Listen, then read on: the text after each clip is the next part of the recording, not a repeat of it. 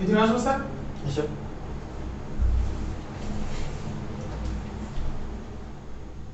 Good afternoon sir. বসো। Thank you sir. তোর নাম কি? সারাফুদ্দিন মন্ডল। কোথা থেকে আসছো তুমি? নদিয়া জেলার কৃষ্ণনগর থানার দুর্গাপুর গ্রাম থেকে আসছি। কিভাবে এলে? স্যার আমি এসছি, ট্রেনে এসছি, কৃষ্ণনগর থেকে ট্রেনে বহরমপুর নেমেছি এসছি। বহরমপুর থেকে হেঁটে? হ্যাঁ। কতক্ষণ লাগলো আসতে? হেঁটে আসতে লাগলো স্যার বহরমপুর থেকে এখানে 20 মিনিট।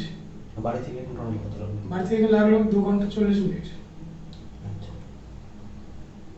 বাড়ি থেকে কে আছেন? বাড়িতে রয়েছে বাবা মা রয়েছে এবং দাদা রয়েছে 4টে এবং আমার ঠাকুমা রয়েছে। আচ্ছা। তোমার নিজের সম্পর্কে কিছু বলো। আমার নাম সারাফুদ্দিন মন্ডল। আমি নদিয়া জেলার কৃষ্ণনগর থানার দুর্গাপুর গ্রাম থেকে আসছি। আমি মাধ্যমিক 2013 সালে মাধ্যমিক এবং 2015 সালে উচ্চ মাধ্যমিক এবং 2018 সালে স্নাতক সম্পন্ন করি এবং তারপর আমি একটা কম্পিউটারের উপর ডিপ্লোমা কোর্স করি 6 মাসের এবং তারপর আমি বিভিন্ন কম্পিটিটিভ এক্সামের জন্য প্রস্তুতি নিচ্ছি এবং তার সঙ্গে আমি বাড়িতে বাবার সঙ্গে কাজের চাষবাসের দেখাশোনা করি। আচ্ছা, ঠিক আছে। তুমি এর আগে কোনো পরীক্ষায় পাশ করেছো? স্যার এর আগে আমি পরীক্ষা দিয়েছিলাম কিন্তু পাস করিনি। কি কি পরীক্ষা দিয়েছিলে? কলকাতা পুলিশ কনস্টেবল দিয়েছিলাম, কলকাতা ওয়েস্ট বেঙ্গল এসআই দিয়েছিলাম। কোনটা মানে শেষ পর্যন্ত সিলেক্টেড হওনি, তাই তো? হ্যাঁ স্যার। আচ্ছা। বড় পরীক্ষা মেন দিয়েছো এর আগে? না স্যার। তুমি এই পুলিশের পরীক্ষা ছাড়া আর কি কি পরীক্ষা দাও? স্যার মেনলি পুলিশ পরীক্ষায় দিই। আর তাছাড়া দিয়েছিলাম কেপিএস। মানে কৃষি প্রযুক্তি সহায়ক? হ্যাঁ স্যার। আচ্ছা আচ্ছা, মানে ওটাও ব্যর্থ হয়েছো? হ্যাঁ স্যার। আচ্ছা, তাহলে এখন শুধুমাত্র পড়াশোনার জন্য ইনভলভ করছো? হ্যাঁ স্যার। আচ্ছা, করোনার যে সময়টায় তুমি সেই টাইমটা কীভাবে সময় কাটালে 2 বছর? করোনার সময়টায় আমি যেটা করেছিলাম, যেহেতু আমরা চাষবাসের সঙ্গে যুক্ত, তাই চাষের খুব একটা ইফেক্ট পড়েনি, তাই চাষবাস করতাম আর বাড়িতে নিজের জন্য পড়াশোনা করতাম। আচ্ছা, কী কী চাষবাস করো? আমাদের ধান গম হয় এবং তাছাড়া ফুল চাষ হয়, রজনীগন্ধা ফুল এবং রজনী ফুল গাঁদা ফুল হয় এবং পাট চাষ হয়। যে জমিতে ধান চাষ হয় সেই জমিতে কি ফুল চাষ হয়? হ্যাঁ স্যার হয়, তবে একসঙ্গে হয় না। আচ্ছা, ধান চাষের পর ফুল চাষটা হয়। তার মানে তুমি একটা জমিতে বছরে কবার ফলন পাচ্ছ? একটা জমিতে যদি শুধু ধান করি 3টে ফলন পাবো বছরে। বছরে। কি কি ধান চাষ করো মেনলি? ধান বলতে 3টে সিজন, আউশ, আমন এবং বোরো। এবং ধান হয় R15,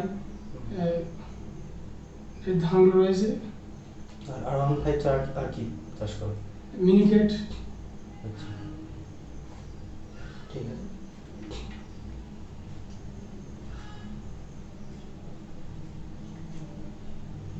তুমি নদিয়া থেকে আসছো? হ্যাঁ স্যার। তোমার ওখানকার বর্তমান সাংসদের নাম কি? সংসদ আছে মহামৈত্র। মানে কোথা থেকে সিলেক্টেড হয়েছিলেন? কৃষ্ণনগর থেকে। কৃষ্ণনগর থেকে।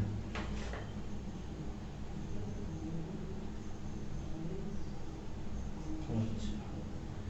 বর্তমানে রিসেন্টলি আমাদের রাজ্য সরকারের বিভিন্ন মন্ত্রী পদ চেঞ্জ হয়েছে। হ্যাঁ স্যার। বর্তমান বিদ্যুৎ মন্ত্রী কে আছেন? সরি স্যার, আমার এই মুহূর্তে মনে পড়ছে না।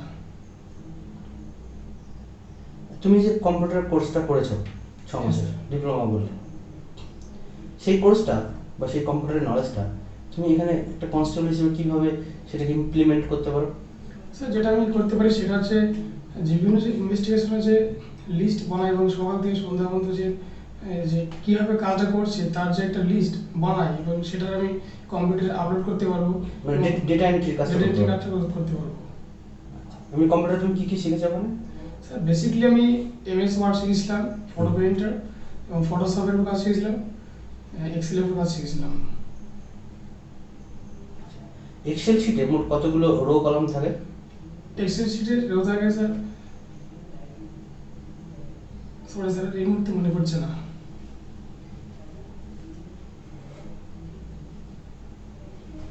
তোমার বাবা কি করেন বললেন? চাষবাস। চাষবাস করে। তোমাদের এই পুলিশ সার্ভিসে যুক্ত এমন কেউ আছে, মানে বাড়ির রিলেটিভের মধ্যে বা কেউ? পুলিশ সার্ভিসে যুক্ত নাই, তবে আমার বর্দার সিভিকে রয়েছে। Civil volunteers. হ্যাঁ স্যার। আচ্ছা, তো তুমি এখানে হঠাৎ করে পুলিশ আসতে চাইছো?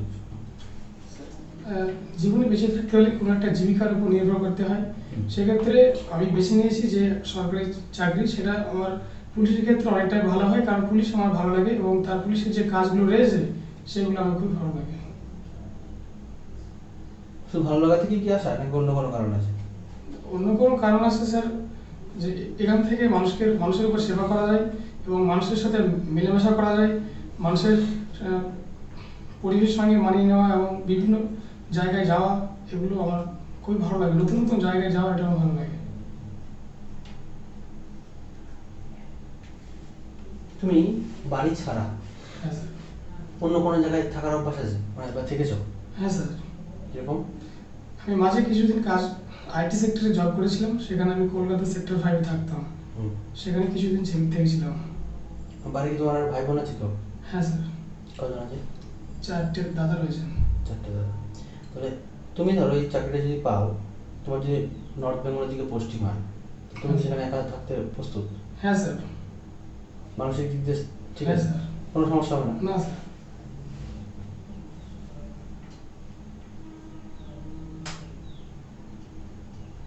বরদলি সত্যগ্রহের নাম শুনেছো? হ্যাঁ স্যার। কত সালে হয়? 1922 খ্রিস্টাব্দে। 1922। কে করেন? সর্দার বল্লভভাই প্যাটেল। 1922 সর্দার বল্লভভাই প্যাটেল।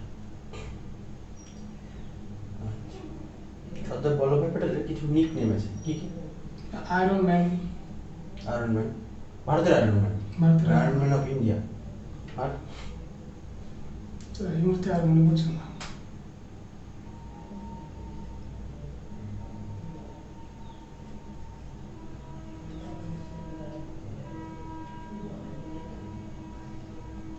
সিআরপিসি, সিআরপিসি বলে একটা অ্যাক্ট হয়, সিআরপিসি অ্যাক্ট, তাই তো? তাহলে সিআরপিসির ফুল ফর্ম কি? সরি স্যার, এটা আমার জানা নেই।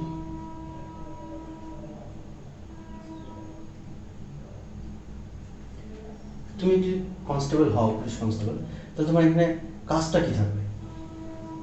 কি কাজ? আমার কাজ থাকবে স্যার বিভিন্ন জায়গায় এসআইয়ের সঙ্গে তাদের কাজে সহযোগিতা করা এবং অপরাধীকে চিহ্নিতকরণ এবং তাদেরকে ধরে নিয়ে আসা এবং এসআইয়ের বিভিন্ন কাজে সহযোগিতা করা। শুধু কি এইটুকুই? আর ঠিক আছে, তুমি পুলিশের কর্তব্য কি মেনলি?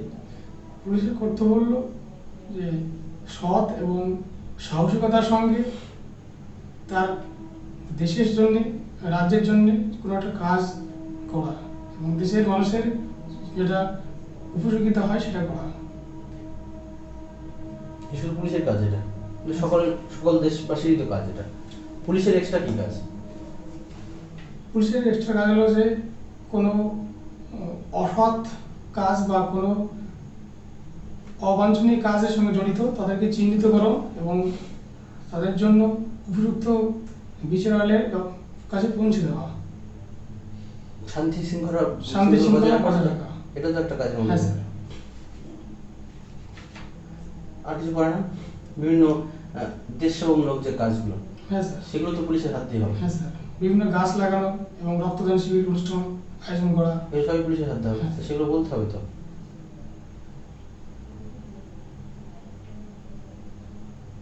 পুলিশ, ঠিক আছে, হ্যাঁ। পুলিশটা একটা সাহসিকতাপূর্ণ জব।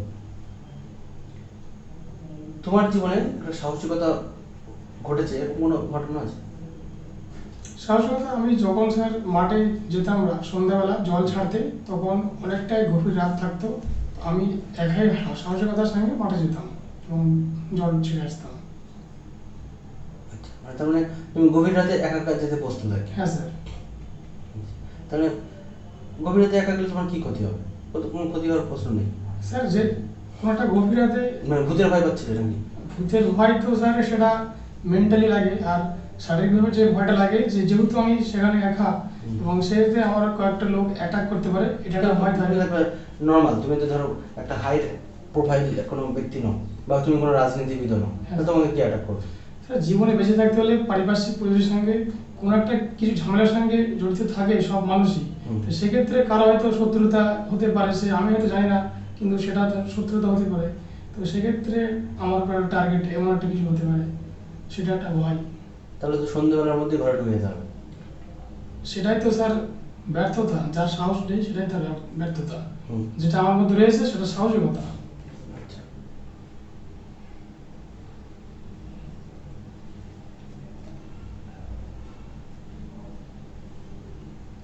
স্কেলার রাশি, ভেক্টর রাশি, হ্যাঁ স্যার। এর বলতে তুমি কি বোঝো? যার মান আছে অভিমুখ নেই তাকে স্কেলার রাশি, এবং যার মান অভিমুখ দুই আছে তাকে ভেক্টর রাশি বলে। তাহলে এই যে ইলেকট্রিক কারেন্ট, এটা একটা হাই ভোল্টেজ থেকে লো ভোল্টেজ দিকে যাচ্ছে, হ্যাঁ স্যার। তার একটা দিক আছে এবং তার মানও আছে। তাহলে ইলেকট্রিক কারেন্ট কি ধরনের রাশি? এটা স্কেলার রাশি। কেন? কারণ এর মান আছে, কিন্তু দিক আছে, কিন্তু এর মান দিক দুটো আছে তো, তাহলে স্কেলার রাশি কেন? তাহলে ভেক্টর রাশি। সরি স্যার, এটা এই মুহূর্তে আমি বলতে পারছি না।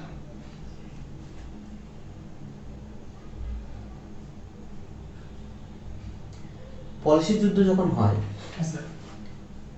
তোমার জেলাতে হয়? হ্যাঁ স্যার। তোমার জেলাতে নাকি মুর্শিদাবাদে বলতে পারছি? নদিয়াতে হয় স্যার। নদিয়াতে। তো কৃষ্ণনগরের যে রাজা, হ্যাঁ তোমার ওখানকার লোকাল রাজা, উনি কোন পক্ষে ছিলেন? উনি ইংলিশ ইস্ট ইন্ডিয়া কোম্পানির পক্ষে ছিলেন। ইংরেজ ইস্ট ইন্ডিয়া কোম্পানির পক্ষে। আচ্ছা, কৃষ্ণনগরের আগের নাম কি এটা বলতে পারবে? কৃষ্ণ রাগা, সরি স্যার এই মুহূর্তে মনে পড়ছে না। কৃষ্ণনগর মেনলি কৃষ্ণনগর না, তুমি নদিয়ায় বলি। নদিয়া কিসের জন্য বিখ্যাত? নদিয়া স্যার শান্তিপুর নবদ্বীপে যে ধাম রয়েছে এবং শ্রী চৈতন্য মহাপ্রভুর যে জন্মস্থান সেটার জন্য বিখ্যাত, এবং পলাশী যুদ্ধক্ষেত্রের জন্য বিখ্যাত। ইন্টারন্যাশনাল কি জন্য বিখ্যাত?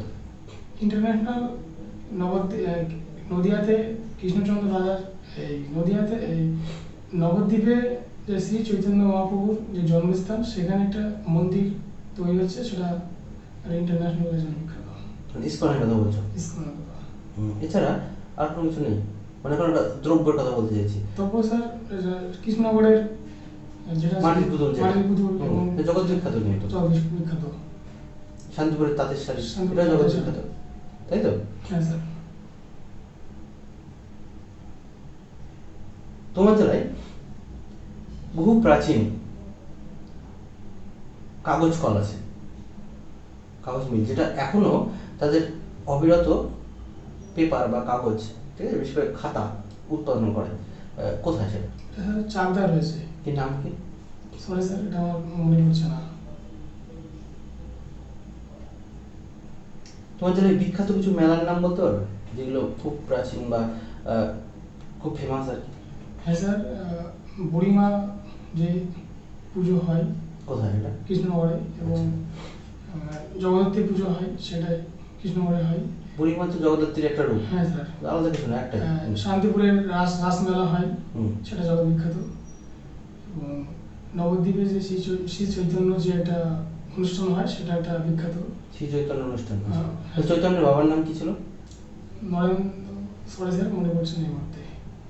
ভালো করে ভাবো, সহজে সঙ্গে সঙ্গে বললে হবে? মনে হচ্ছে না, চিন্তা ভাবনা করো, মনে পড়বে দেখো। সরি স্যার মনে পড়ছে না। তোর মার নাম? মার নাম মনে পড়ছে না? না স্যার। ওনার কোথায় মৃত্যু হয় জানো কি? না স্যার। উনি এত বড় একটা ব্যক্তি, কোথায় মৃত্যু হয় বা কি হয় শেষ পর্যন্ত? সরি স্যার মনে পড়ছে না। এত একজন বিখ্যাত ব্যক্তি, তুমি বারবার চৈতন্যের নাম বলছো, তার জীবনী ফলন ঠিকঠাক করে? না স্যার। জগৎ বিখ্যাত বললে, তা জগৎ বলেছিলাম কিন্তু সম্পূর্ণ হয়তো পড়া হয়নি, এবং সেটা এখন মনে পড়ছে না। চৈতন্যের একজন বিখ্যাত মুসলিম শিষ্য ছিলেন, তার নাম বলতে পারবে? না স্যার।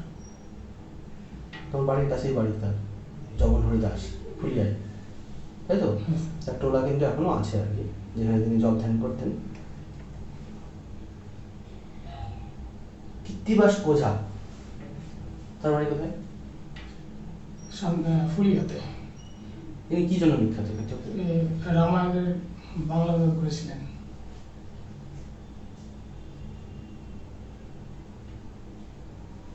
তোমার জন্ম কত সালে হয়েছিল? 1996 সালে। বাংলা কত সাল? বঙ্গাব্দ কত? সরি স্যার, এটা আমার জানা আছে। বাংলায় বলতে পারবে না? কোন বঙ্গাব্দে তোমার জন্ম?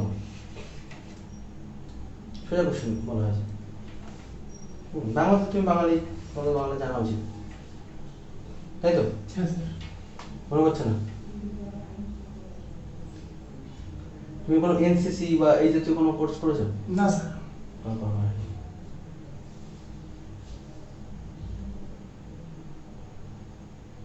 ঠিক আছে, এসো। Thank you sir.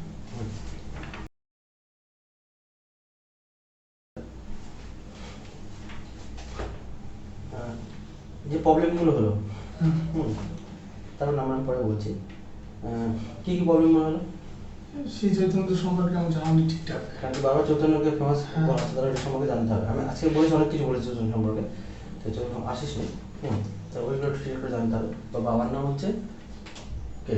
জগন্নাথ মিশ্র। জগন্নাথ মিশ্র। আর মা হচ্ছে সচিদেবী। এখানে ছোটবেলার নাম ছিল নিমাই, এবং খুব পরিষ্কার ছিল বলে ওর নাম গৌরাঙ্গ বা নিমাই।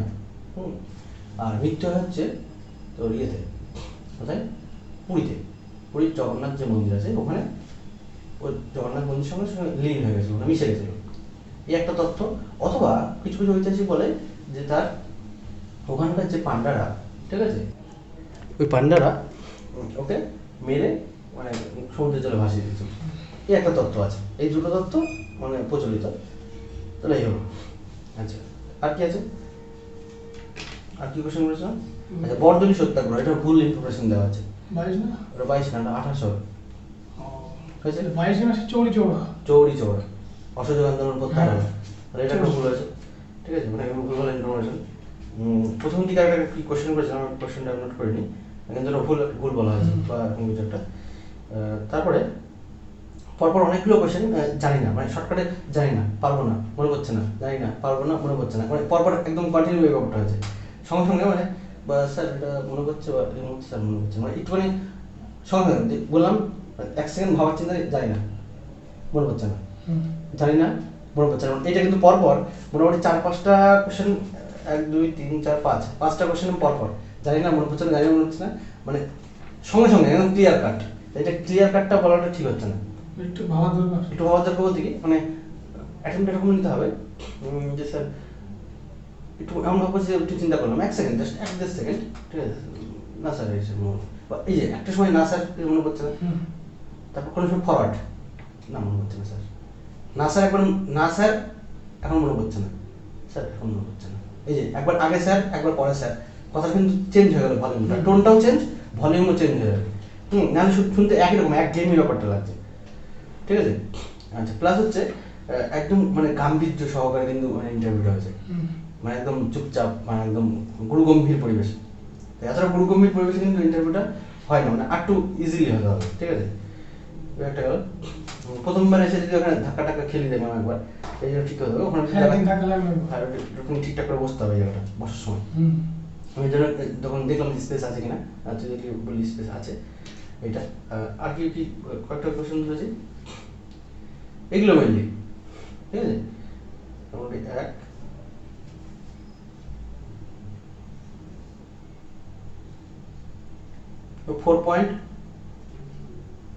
4.25 মতো হয়েছে, ঠিক আছে। নাম্বারটা আরো বাড়াতে হবে 4.25 থেকে। তবে এটা ধর এই ইন্টারভিউটা যদি ওখানে দিস, এটা তোকে নাম্বার প্রায় 6 এর কাছাকাছি দেবে, 6 এর বেশি দেবে। আমরা একটু করে নাম্বারটা কমিয়ে দেবো, চাপিয়ে দেবো, ঠিক আছে। 4.15 আমি দিচ্ছি, মানে আরও তোকে মানে ডেভেলপ হতে হবে আর কি, ঠিক আছে। ইনফরমেশন পুলিশ রিলেটেড আরও জানতে হবে, ছোট করে সিআরপিসি একটা ধরেছি, ঠিক আছে, ওই জায়গাটা হয়নি, ফুল ফর্মগুলো ঠিকঠাক করে পড়তে হবে। আরও কিছু কয়েকটা কোয়েশ্চেন ধরলাম যেগুলো উল্টো পাল্টা হয়েছে আর কি। আর কি কোয়েশ্চেন ধরেছিলাম মনে হচ্ছে কিছু?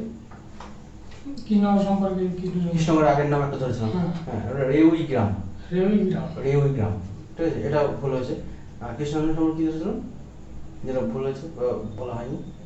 আচ্ছা, মাটির পুতুল ওটা আমি বলিনি। হ্যাঁ, ওগুলো অন্য ছোটখাটো জিনিসটাকে হাইলাইট করা হচ্ছে। হুম। কৃষ্ণনগর মাটির পুতুল তো জগৎ বিখ্যাত, হুম। ঠিক আছে, এটা বলতে হবে ঠিক করে।